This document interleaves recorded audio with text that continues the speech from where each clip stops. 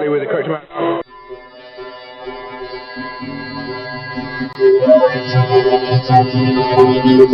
Hatebreed's self-titled album was released recently through E1 Music, formerly Koch Records in North America. Multiple configurations such as CD, digital download, vinyl, and a special edition with a bonus 65-minute DVD is available. With the release of the band's new self-titled album, Hatebreed becomes the first hardcore band in history to cross the SoundScan threshold of 1 million cumulative units sold. The band's debut video for In Ashes They Shall Reap debuted on Headbangers Ball and has since been added to the regular MTV2 rotation, a first in Hatebreed's 14-year career. Hatebreed is currently celebrating their new self-titled album on the Dissemination of the Nation 2 tour with Unearth, Cannibal Corpse, Born of Orisis, and Hate Eternal. To keep up to date with the band's tour dates, log on to myspace.com/Hatebreed. To order their self-titled album Hatebreed and For the Line's cover album, log on to www.hatebreed.com. Hi, Tina here, journalist for HMTV Canada Easy. With me today is a very special guest. Please welcome Frank, guitarist for the band Hatebreed.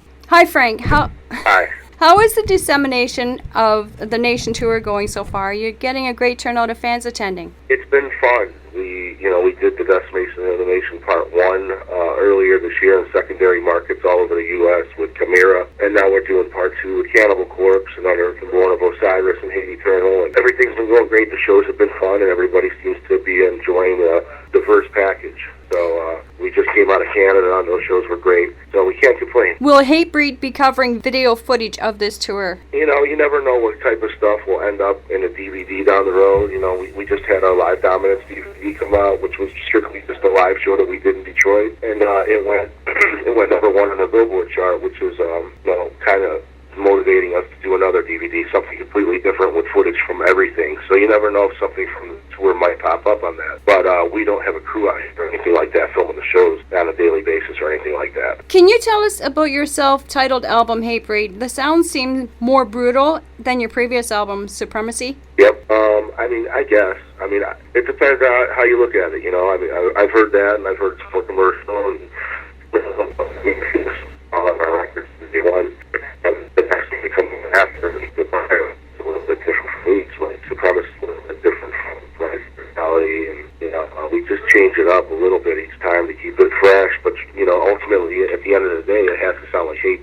Otherwise, we're not going to put our name on it. So. Were there any challenges for the band in producing this album? No, we went to Zeus, we're comfortable with, who knows the band, who's done, the last couple of albums, so it's for an enjoyable experience as always, and he does a great job. So, Planet C Studios is where we did the whole thing, and, we just like working with him. Like I said, he knows the band and knows where we need to go with the record. He's a good friend of ours from a long time ago, so, What inspires or motivates the band to write such intense lyrics about beliefs, deception, weakness, madness, and ignorance in humanity and social worldly issues? I think that'd be a better question for Jamie, but I think that, we just write about realistic things that are actual life experiences and things that happen, and even though the name's Hatebreed, the lyrics are always positive, and there's always some kind of message, and at least a few of the songs in the album,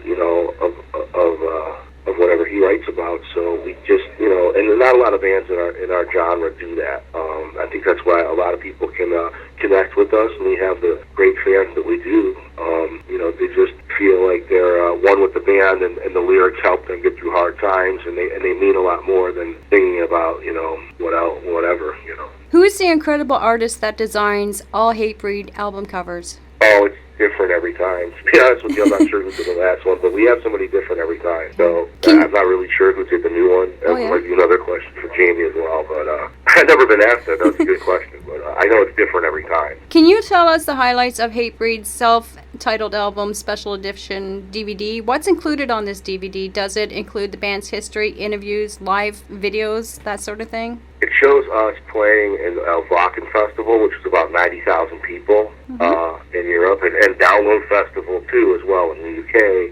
And it's got interviews with all of us talking about the record in between as well. So I think there's something cool there. Everybody's trying to sell their product these days, doing what they can to get people to go out there and buy the CD, and certainly everybody has for us so far. It's been great. It was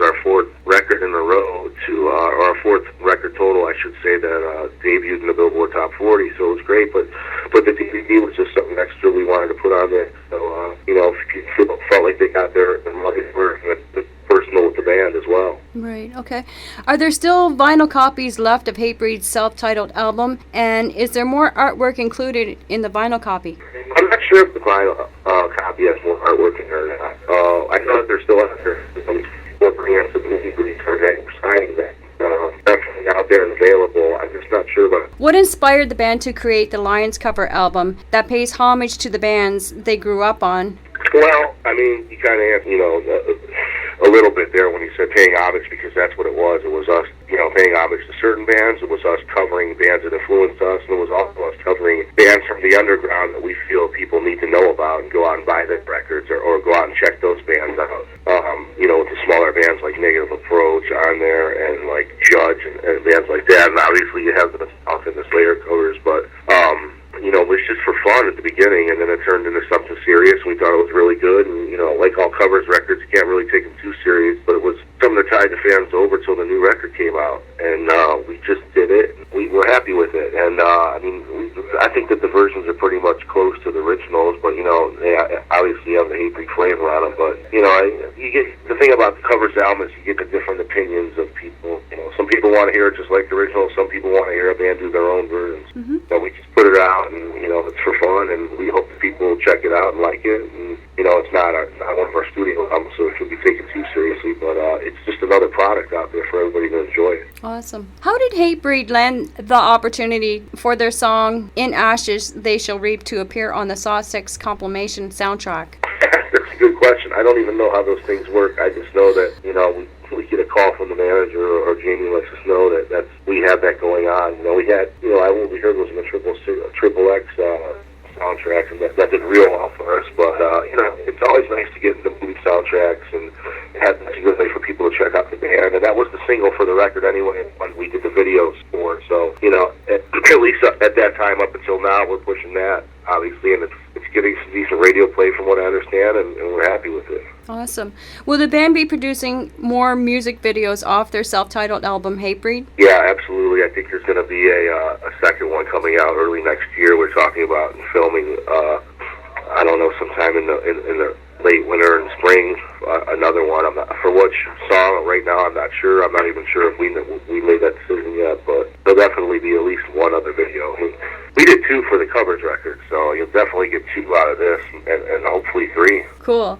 Maybe more. Can you tell us a little bit about your current lineup, such as the band's funny side? Do the members like to test their skills by trying new ideas to their sound? No. We have a formula here that we work with. It's not rocket science, but it's just, we play that type of metal, it has a groove to it, and it's catchy, and, we're not trying to dabble in anything that our fans aren't going to be into too much, but, no, the new lineup has Wayne, who's the original guitar player, back in the band, and Matt's been playing drums for about a decade now, and Chris and Amy have been in the band since the beginning, and I've been in the band since 2006. That's the current lineup. Now that Hatebreed is conquering the world, will the band continue to tour in 2010, or is there another brutal album in the works? We're actually talking about getting in the studio next year and putting out another one next year. Maybe it will come out a year after this one came out. We'll see. It just depends on what the touring schedule gets like now. I can't really say 100%, but we're always on the road. If there's a place for us to play, we'll go. We recently went and played in Turkey, and in the recent years we've went and played in the Ukraine, and Russia, and Israel. If there's a place, if someone will have us there, we'll definitely go. We have a full tour schedule in front of us right now, and we're going after this. We're doing the Stillborn Fest, which takes us in between Christmas and New Year's, and then in January, we hit Europe with Machine Head and the UK as well, and then after that, we're going to Australia and Japan with that, and we have a big summer tour festival in the works for next summer as well. So we'll see if we get in the studio in between any of that to get some stuff done. But definitely planning on touring nonstop, and definitely planning on putting out another record, not 3 years down the road like we did between this one and the last studio album. Wow. Okay, well, before we wrap up our interview, does the band have anything that they wish to plug in, or anything that you would like to say to friends or fans? Well, we just hope that everybody's enjoying the new record, and if they haven't picked it up yet, please do, and come see us on the road. We're definitely playing everywhere, so you can definitely catch us, and check out the MySpace and the the Hatebreed.com for tour dates as well. And I appreciate the interview. Thank you, by the way. Awesome, Frank. Frank, big thank you for taking the time out of your busy schedule to complete this interview. I would also like to thank Bill Meese of E1 Entertainment for this interview opportunity. Horns high, you rock. Great, no problem. It was a good time. Great, thank you. You got it.